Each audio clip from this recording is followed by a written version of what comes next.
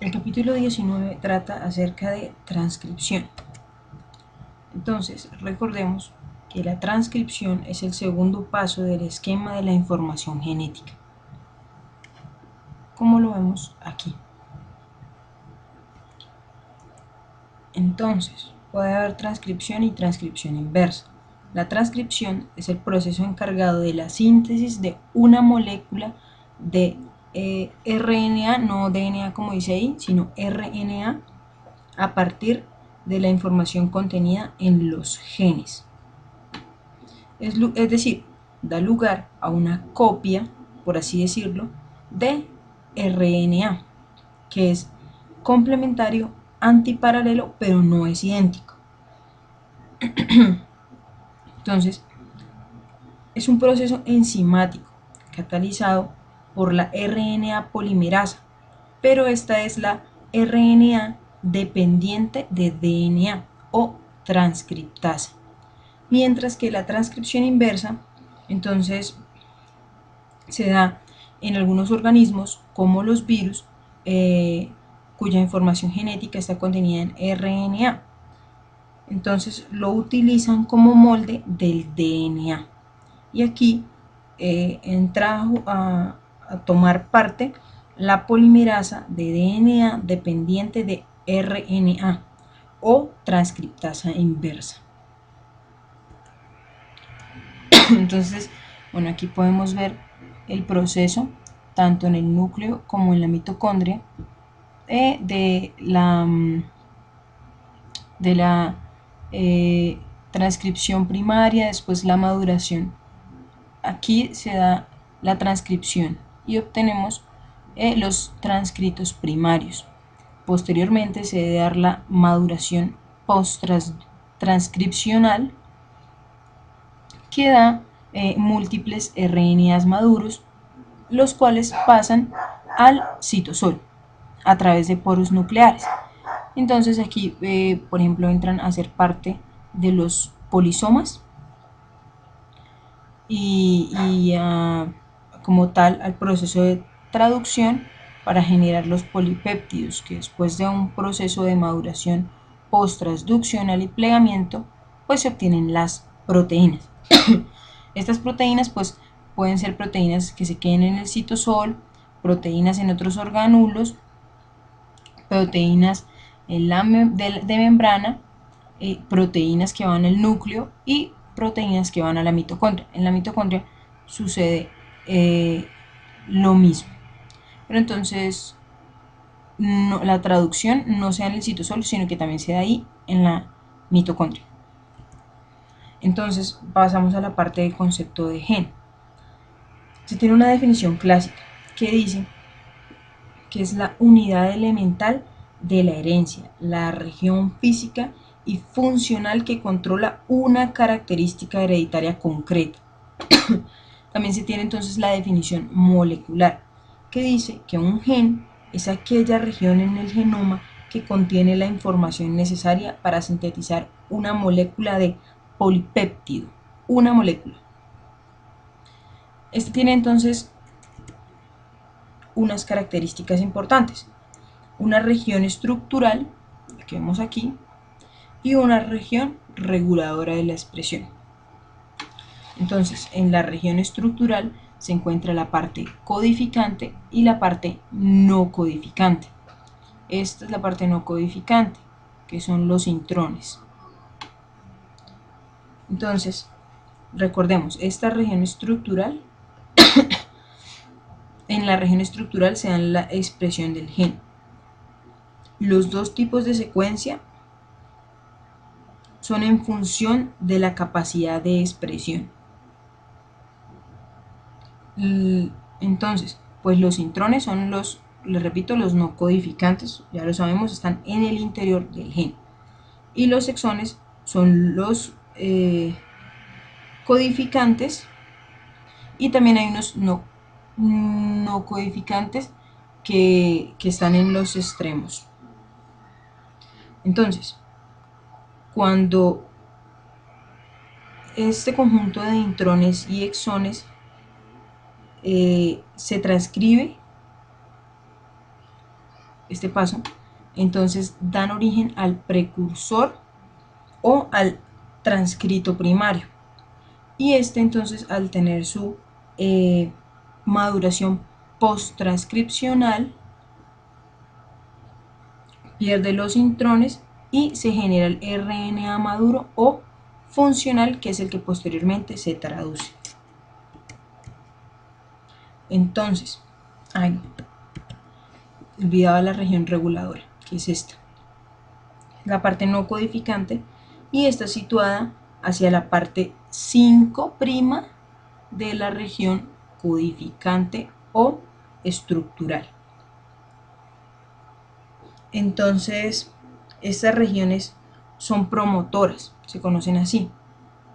Interaccionan con factores de transcripción proteicos para regular el inicio de la transcripción. Ahora sí pasamos entonces a la definición actual de el gen. Entonces se dice que es un conjunto de secuencias de DNA de todo tipo, estructurales y reguladoras necesarias para codificar un producto génico. Entonces aquí recordar la reacción de la DNA polimerasa que nos mostraba Juan Carlos. Entonces aquí tenemos que el oxígeno ataca al fósforo y se deslocaliza, generando el pirofosfato.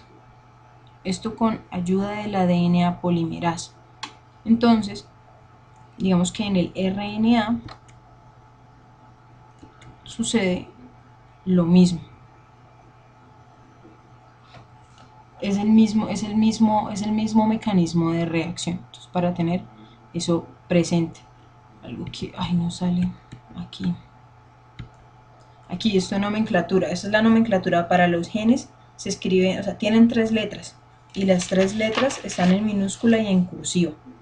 Mientras que para las proteínas codificadas es el mismo nombre, pero ya no son ni en cursiva y la primera letra está en mayúscula. Algo importante que olvidaba mencionarles es que existen ciertas situaciones particulares donde se dan los genes solapantes. Estos genes son los que comparten una misma región de DNA. Listo, entonces este cuadrito es una comparación entre la reacción de la DNA polimerasa y la RNA polimerasa. Es importante revisarlo, no lo voy a mencionar ahorita por cuestiones de tiempo, pero hay que revisarlo.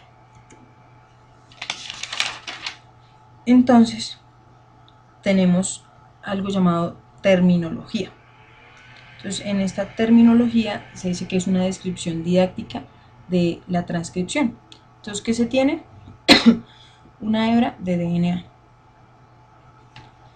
Pero entonces, este DNA lo vamos a denominar de 2 formas. La hebra no molde, que es la de arriba, la con sentido 5', 3', y la hebra molde. Entonces, se habla de que para la síntesis de RNA se simboliza de esta manera. Esta línea marca el inicio de la secuencia y la flechita el sentido. Entonces el sentido de esta es 5', 3'. Entonces esa se lee como 5', 3' RNA naciente. Bueno, entonces el molde se habla que es la hebra, o sea, se pueden denominar de estas maneras: hebra molde, transcrita, no informativa, no codificante, antisentido o negativa. Mientras que la otra se puede llamar hebra no molde, no transcrita, informativa, codificante, con sentido y positivo. Entonces, ¿por qué esta informativa y codificante? Porque si miramos, entonces la que se generó, el RNA, es exactamente igual a esa hebra no molde. Por eso esa es la codificante y la informativa, porque la hebra de RNA es igual a esa.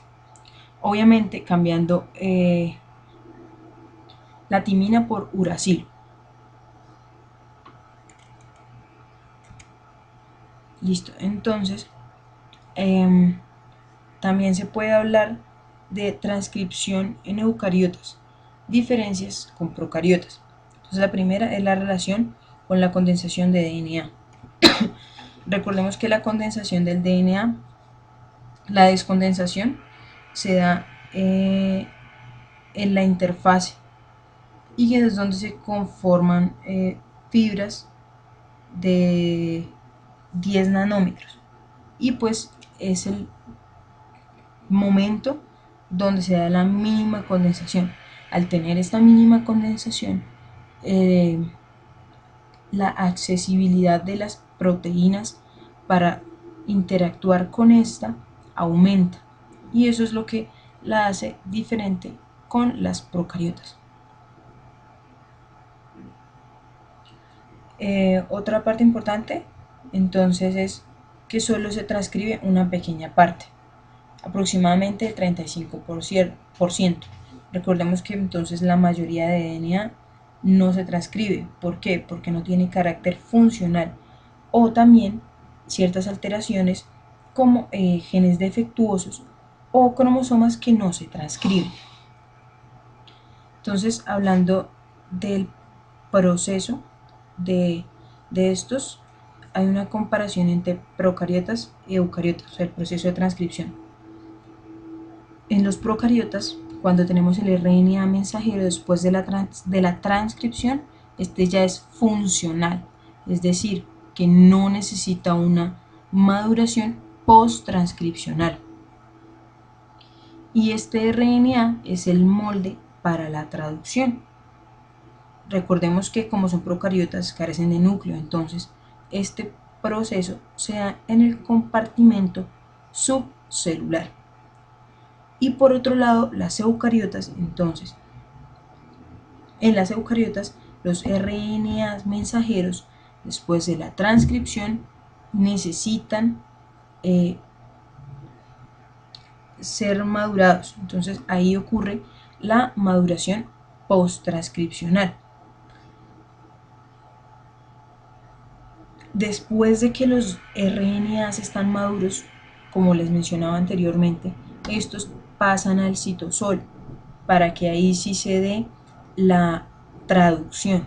Entonces, en las procariotas, mientras está terminando la transcripción, se puede empezar la traducción.